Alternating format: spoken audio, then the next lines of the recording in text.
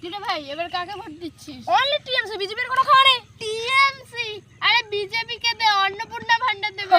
তোর অন্নপূর্ণা ভান্ডার, টিএমসি যুবসাথী, লক্ষ্মীর ভান্ডার সব দিচ্ছে, সাথে স্কলারশিপ, সাইকেল, কি আর বলি। কি বলছিস? বিজেপি এলে না, বিজেপি যদি ক্ষমতায় আসে তাহলে ক্লাস 5 থেকে বাস শুরু হবে। আর টিএমসি তুলে দিয়েছে ওই 9-এ, কোনো কিচ্ছু হয় না এখন। তোর মাধ্যমিকে গিয়ে সবাই আটকে যায়।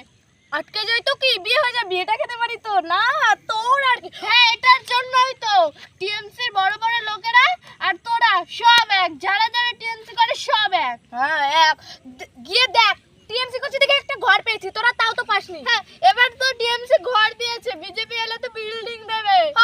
টিএমসি এলে তো 3 তলা বিল্ডিং দেবে।